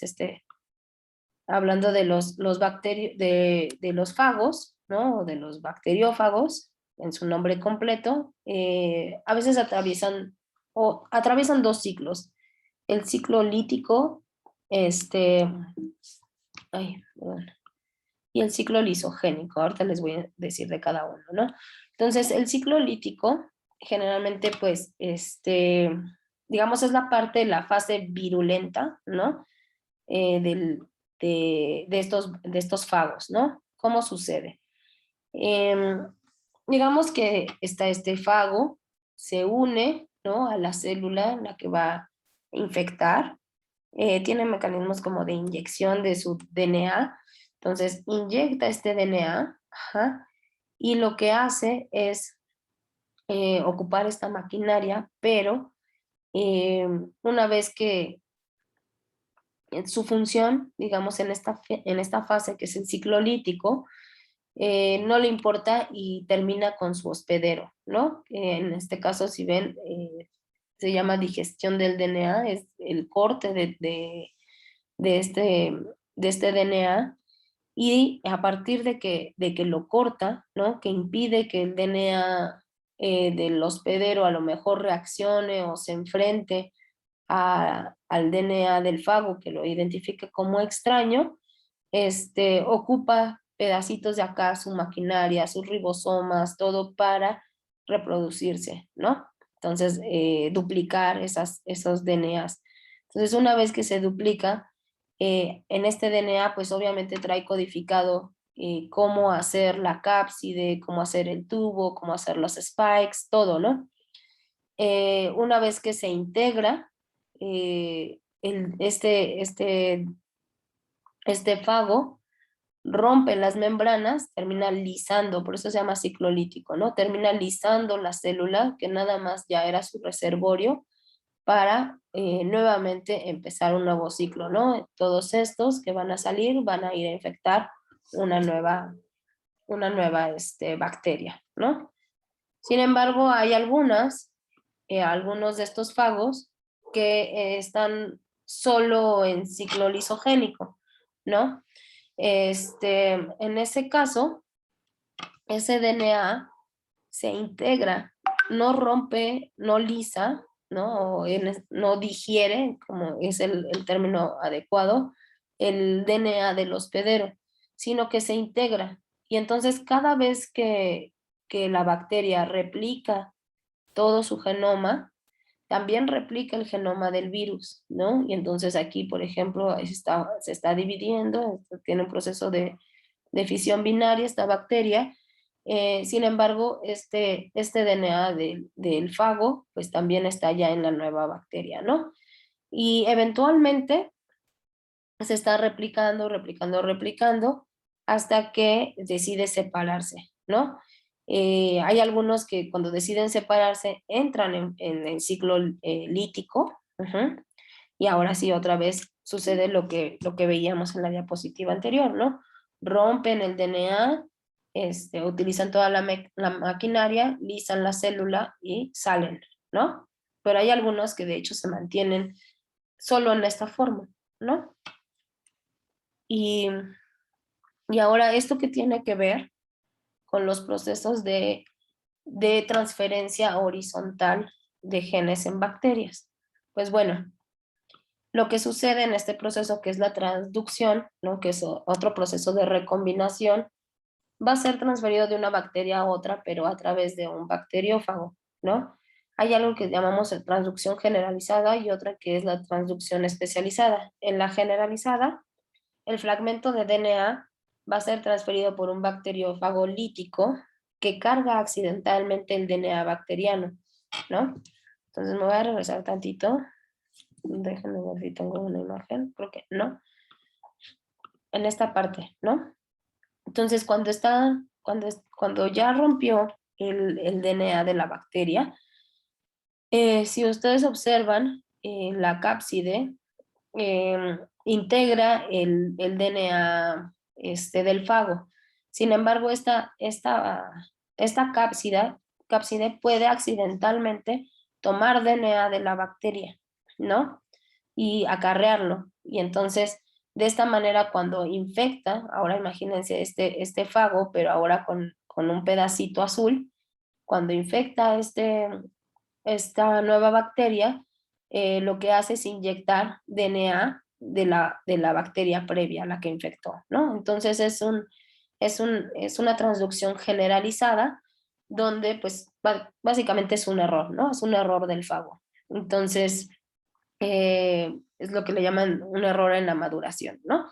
Entonces lleva ese DNA a otra célula bacteriana. La transducción especializada es cuando el DNA sí es transferido por un bacteriófago atenuado, ¿no? Los bacteriófagos atenuados son los que están solo en el ciclo lisogénico, ¿no? Entonces, en este caso, después cuando digamos, este DNA, les digo, están aquí en el ciclo lisogénico, eventualmente toma un pedacito, ¿no? Cuando se separa, toma un pedacito de la bacteria anterior, y puede decidir entrar en una cápside, e infectar a otra bacteria, sin lisar a la otra, ¿no? Sin lisar a la previa. Entonces eso es lo que también se le llama transducción especializada. Este es un fago que incluso puede llevar 80 kilobases, ¿no? 80,000 pares de bases de un DNA bacteriano que típicamente tiene 50 genes, ¿no? Entonces aquí espero que alcancen a ver porque está medio como en sombra, ¿no? Pero se ve aquí como este fago, que es el FI1, está atacando a este grupo de células bacterianas, ¿no? se ven como unas, como inyecciones, ¿no? Donde ellos están tratando, digamos, de reproducir su material genético, pero les digo, digamos, por diferentes errores, es que ya sea en el ciclo lítico o en el ciclo lisogénico, esos fagos se llevan DNA de las bacterias hospedadoras, ¿no? Entonces, este es un poco cómo ocurre la transducción generalizada que ya les mencionaba, ¿no? Este es el fago FI1, por ejemplo. En rojo está mostrado el genoma del fago, donde les decía que es un ciclo lítico. Entonces, desde que entra, digiere, ¿no? Corta todo el DNA de la bacteria y ocupa su maquinaria para replicarse y después se lleva accidentalmente esta parte del LAC, ¿no? El operón LAC, que si se acuerdan son los diferentes genes que le permiten a una bacteria ocupar el ácido láctico, ¿no? Eso podría ser un beneficio para alguna bacteria que no lo ocupe, ¿no? Y entonces, este fago que está acarreando el operón LAC, después, cuando salen, infecta a esta bacteria que dice LAC menos, es decir, no tiene esa capacidad, pero ese DNA que ahora es insertado puede ser tomado, ¿no? O incorporado en el genoma de esta bacteria y ahora volverse LAC más, ¿no? Es decir, que sí, ahora ya puede utilizar la lactosa, ¿no? Y esta es la transducción especializada, donde decíamos que ese genoma se va a integrar. Sin embargo, cuando se genera el nuevo profago, al hacer los cortes, en este caso se lleva los genes de galactosidasa, ¿no? Entonces, cuando lo incorpora en su cápside y todo, se lo lleva y va a infectar a otra bacteria, pudiendo conferir ahora esa nueva actividad a la nueva. ¿Ok? Dice Mariana, ¿cómo hacen los fagos para digerir el DNA? Sí, tienen enzimas, ajá, tienen enzimas líticas que cortan DNA. Ujú. Sí, sí, sí, pues es que los fagos traen bastantes cosas codificadas, ¿no? Entonces, dentro de las que inyectan, ayudan, y dentro de los genes que están codificados en su genoma, pues también están aquellas proteínas que son DNAsas, ¿no? Es decir, que cortan DNA.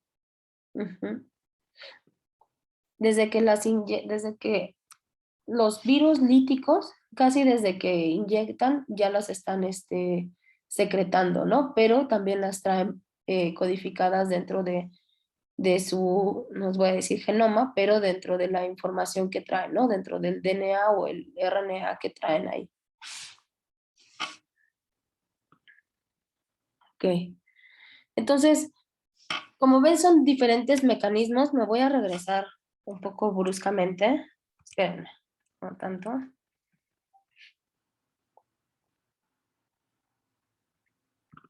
Aquí. Son mecanismos por los cuales las bacterias pueden incorporar genes que no necesariamente vienen de la célula madre, ¿no? Sino, como decíamos, de otras especies en las que conviven, ¿no? Digamos, en su misma generación. El primero que vimos es el de conjugación, que es a través de estos genes de fertilidad que llamamos F+, que permiten generar los pilis, ¿no? Esos pilis son estos puentes proteicos que permiten conectar los citoplasma y citoplasma y que permiten el intercambio de plásmidos, que decíamos que son secuencias de DNA extracromosomales, generalmente más chiquitas, ¿no? Mucho más chiquitos que el cromosoma. Sin embargo, que autorreplican, ¿no? No necesitan de nada más.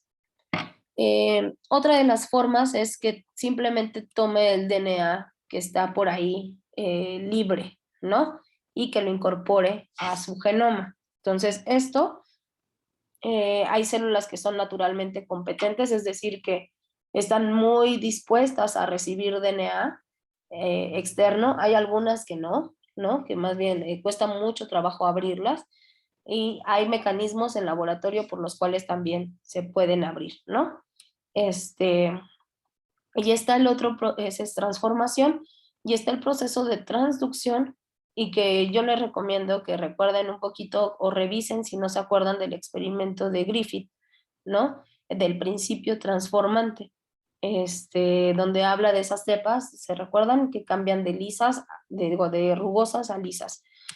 Ese es el proceso de transformación. Y el de transducción, donde es mediado por un fago, ¿no? Por un virus.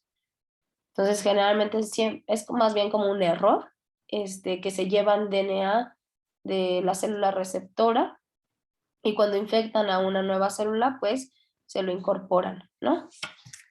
Entonces, déjenme ir a... ¿Dónde estábamos? Ok. Y por último, les decía que estaban los transposones, los elementos transponibles. Entonces, esas no son mediadas, digamos, por un fago, ni es DNA que está por ahí afuera, ¿no? Sino que son secuencias de DNA que a lo mejor brincan de una posición a otra. Y entonces, cuando brincan, cambian el marco de lectura. Y puede ser que al mover ciertas pares de bases, pues entonces ya el operón LAC ya no sea funcional. Pero, como decíamos, hay una infinidad de combinaciones que ahora lo que puede hacer es que se genera una nueva función, ¿no? Entonces, pero bueno, estos elementos transponibles, les digo, son secuencias de DNA que brincan de una parte a otra. Hay algunas que, las más pequeñas y las que son más conocidas son las secuencias de inserción, que se llaman IS, que más o menos tienen de 1000 a 3000 pares de bases. A veces tienen, esas mismas codifican para alguna proteína, o a veces más bien regulan la tasa, ¿no?, de transposición, permiten que otros transposones, otros elementos que se muevan mucho más. O lo que pueden hacer también es que dentro del mismo gen, hablando del operón LAC, que es el que vimos, ese transposón inserto, veamos en la parte del promotor, haga mucho más efectivo, y entonces la transcripción y la traducción, y entonces se generen mucho más copias de eso, ¿no? Entonces lo que hacen básicamente es desregular lo que ya estaba ahí, ¿no? Entonces, creo que por acá tengo una imagen, ¿no? Vean, este es, digamos, una parte ya del DNA, ¿no? Hay unas secuencias que limitan, digamos, qué es un transposón, ¿no? En este caso, este transposón tiene resistencia a canamicina, bleomicina, streptamicina, ¿no? Están flanqueados por estas secuencias, ¿no? Que son los inversos repetidos, es decir, dicen lo mismo de este lado que de este otro lado. Entonces, esas son señales para una enzima que se llama transposasa, que permite entonces ahora cortar digamos, cortar esta sección y permitir que ahora entre esa secuencia que está brincando de un lado al otro, ¿no? Entonces, permite que se inserte ahora este otro pedacito. O, por ejemplo, en este pedazo metió beta-lactamasa y resolvasa, ¿no? Entonces, beta-lactamasa es una enzima que rompe los anillos beta-lactámicos, como dice su nombre, ¿no? Que básicamente es resistencia a ampicilina, ¿no? Entonces, puede ir cambiando de posiciones, y un pequeño cambio, ¿no? A pesar de que está todo o lo mismo codificado en el genoma, estos cambios en las secuencias, como les decía, desregulan las funciones. Entonces puede ser que pierda la función, se incremente la función, ¿no? Puede tener como esas consecuencias, ¿no? Y son estas secuencias, ¿no? Como de inserción que permiten que el elemento transponible, que es se inserte, ¿no? De pronto en una secuencia donde no estaba. Ajá. Esos son los transposones. Y hay otros elementos que son los integrones. Entonces, si se acuerdan, les decía que también existe la recombinación homóloga. Todos los anteriores, la conjugación, la, la transducción y la transformación, son procesos de recombinación no homóloga, es decir, viene un gen a insertarse en una zona donde no le correspondía, ¿no? De hecho, sí, no tiene como tal, digamos, unas secuencias de reconocimiento para insertarse, ¿no? Simplemente se inserta al azar y hay veces que azarosamente también, dentro de las posibilidades en donde se puede insertar, eso puede generar o no una función nueva. En el caso de los plásmidos no necesita necesariamente insertarse en el genoma, pero en el caso de los transposones y de los integrones, y muy particularmente de los integrones, sí requieren bueno, más bien generan sitios de recombinación, ¿no? Donde van a actuar esas proteínas REC-A, ¿no? Entonces, estos integrones permiten meter en una parte muchos genes, ¿no? Que no estaban ahí antes por ayuda de esas proteínas REC-A, ¿no? En este caso pueden adquirir un solo gen, ¿no? Que es lo que se muestra aquí, donde solo se va a insertar este integrón, ¿no? Entre ATTI y ATTC, pero se pueden insertar cassettes. Los cassettes son varios genes, ¿no? En este caso se ven, aquí están 3. Y todo esto está mediado justamente por los integrones, ¿no? Donde van a ser reconocidos por proteínas de recombinación, ¿no? Que permiten, recuerdan, les decía, hay veces que es solo en el mismo gen, pero hay veces que no necesariamente tiene que ser en el mismo gen, sino que simplemente sean reconocidos por esas proteínas REC-A. Entonces, eso también, si ustedes piensan, abre a muchas posibilidades eh, de cómo se pueden insertar genes que no tienen nada que ver, o de una bacteria de otra especie en otra, ¿no? Eh, entonces, ay, perdón. Entonces, vean, son diferentes cassettes, ¿no? Donde se puede insertar un cassette, por ejemplo, de cefalosporinasas, es decir, enzimas que rompen cefalosporinas. A lo mejor el nombre les parece, les suena familiar.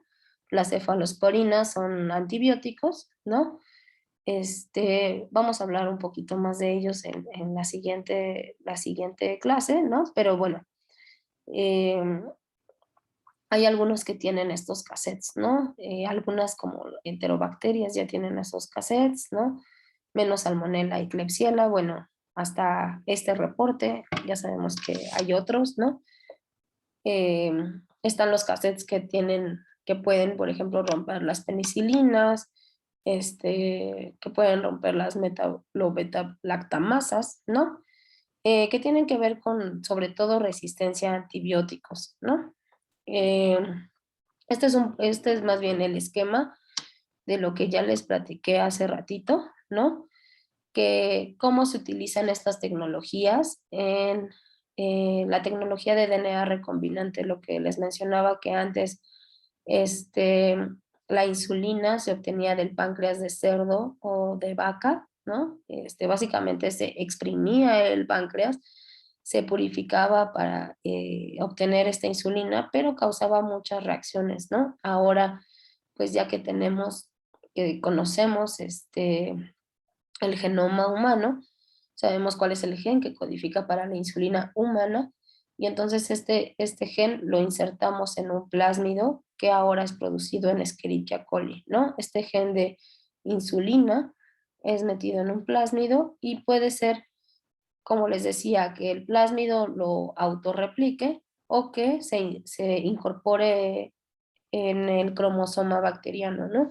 De cualquier forma, va a estar produciendo la proteína, ¿no? Que es la insulina. Y a esto lo llamamos, pues, transgénico como tal, porque estamos metiendo un gen de una especie en otra. Los transgénicos, como les decía, eh, ocurren naturalmente en la naturaleza, ¿no? Porque hablando de género, puede ser que un gen se pase del género Salmonella al género Escherichia, ¿no? Y eso ya es un transgénero, no, transgénico, perdón. Y eso ha existido pues, desde que existen estos mecanismos, ¿no? Y que probablemente dieron origen a mucha de la diversidad que ahora tenemos, ¿no? Sin embargo, hay que tener cuidado, ¿no? Cuando hablamos de los transgénicos, porque en este caso, pues sabemos que da origen, pues, a la insulina humana que ayuda a las personas diabéticas, ¿no? Sin embargo, cuando se habla de transgénicos, este, para el consumo humano, ¿no? Que están insertos en alimentos, no se sabe muy bien cuáles son las consecuencias. A lo mejor el transgénico como tal no es del todo malo, ¿no? O no tiene una repercusión, al menos aparente o a corto plazo que podamos, que hayamos podido estudiar. Sin embargo, lo que sí se cuestiona mucho son los paquetes que están asociados, ¿no? Los herbicidas que están asociados a cáncer, etcétera, ¿no? Entonces uno tiene que conocer muy bien esta tecnología, de qué estamos hablando, por qué le llamamos un transgénico, porque sí estamos metiendo genes de un género distinto a otro, ¿no? Pero decir que este es un proceso que sí ocurre en la naturaleza, ¿no?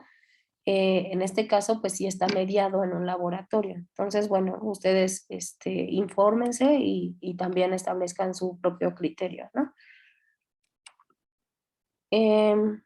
Y ahora, o sea, ¿por qué los metemos, por qué meten estos genes, ¿no? En el caso, por ejemplo, de la insulina, y se están metiendo muchos otros genes, ¿no? Ese fue, y es ya viejo ese caso, ¿no? Pero pues porque las bacterias es muy fácil crecerlas, ¿no? Las conocemos, sobre todo E. coli, pues sabemos muy bien cuál es su genoma, entendemos ahora algunos procesos de cómo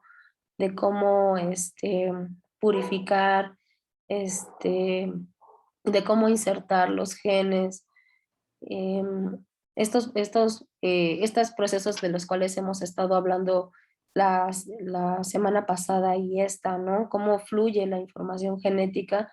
Sin embargo, pues tampoco es que lo sepamos todo, ¿no? Seguimos avanzando y entendiendo cómo son estos mecanismos.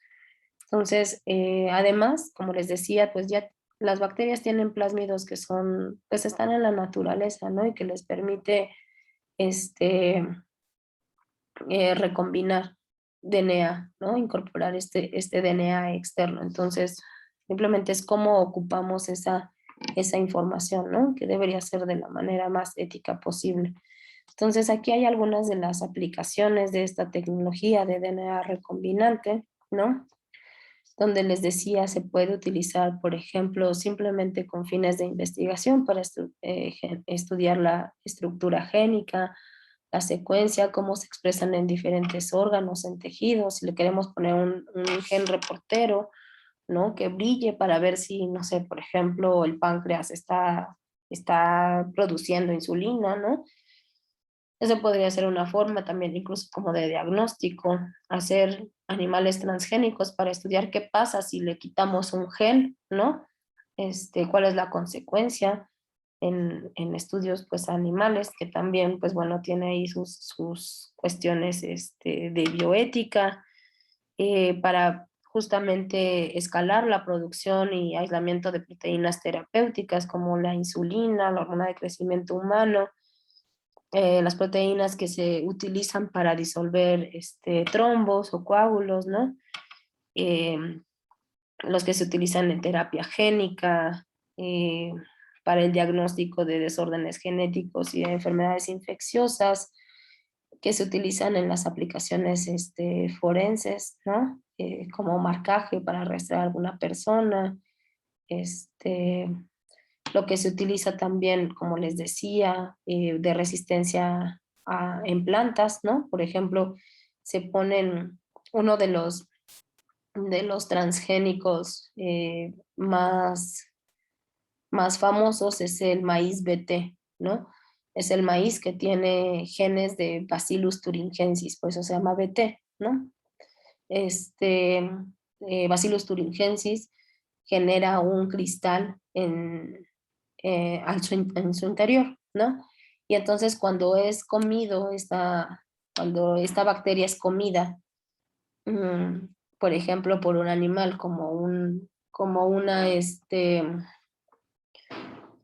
una oruga, este cristal literalmente le perfora el intestino, ¿no? Entonces lo que hacen es ese gen que codifica para esa proteína en Bacillus thuringiensis se lo meten a semillas de maíz, ¿no?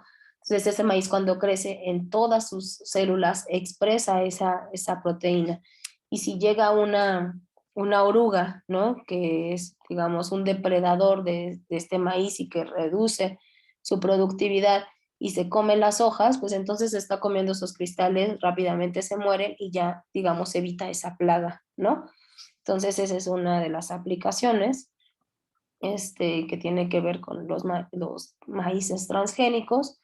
Por otro lado están, por ejemplo, los genes, ¿no? que se pueden pasar, decíamos, de degradación de tolueno, ¿no? De hidrocarburos, etcétera, para bioremediación, etcétera. Tiene un sinfín de posibilidades, sin embargo, pues bueno, está bien que ustedes sepan el principio y pues también como las cuestiones éticas asociadas, ¿no? Estos son los plásmidos y es la manera en cómo podemos meter un gen en este espacio. Podemos ocupar diferentes enzimas de restricción que sabemos dónde cortan y le ponemos un extremo pegajoso, ¿no?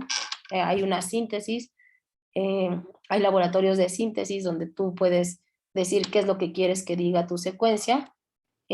Simplemente la acoplas a extremos pegajosos como son estos y aquí se insertan, ¿no? Y después lo puedes como seleccionar las bacterias que sí lo incorporaron, por ejemplo, con ampicilina, ¿no? Le pones ampicilina a todo el cultivo y solo las bacterias que puedan resistir la ampicilina, pues quiere decir que tienen el plásmido. Y si tienen el plásmido, pues es muy probable que tengan inserto el gen que tú querías, ¿no? Y esta es una de las imágenes en cómo se muestra eso, ¿no? Este cultivo se le pone ampicilina y además tiene el gen LAC-Z que se pone azul, ¿no? Que permite que se ponga azul y entonces solo las que sobreviven y las que se ven azul, pues tienen el gen LAC-Z y muy probablemente tienen aquí metido el gen que nosotros queríamos, ¿no? Entonces, si el plásmido pues tiene el inserto, las colonias van a ser blancas, ¿no? Mientras que si no lo tienen, van a seguir azules y de esa manera podemos seleccionar aquellas que sí incorporaron el plásmido y las que no lo incorporaron, ¿no? Además de la resistencia a ampicilina. Entonces, bueno, les decía que hay algunas, esto lo vamos a ver después, ¿no? De la resistencia a antibióticos, es la siguiente sesión. Sí, es la siguiente sesión, ¿no? Entonces vamos a dejarlo hasta aquí.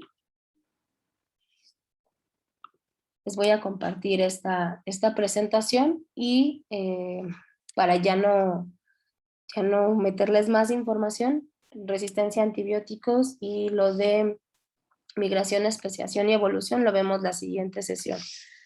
Espero que haya quedado claro un poco esta parte de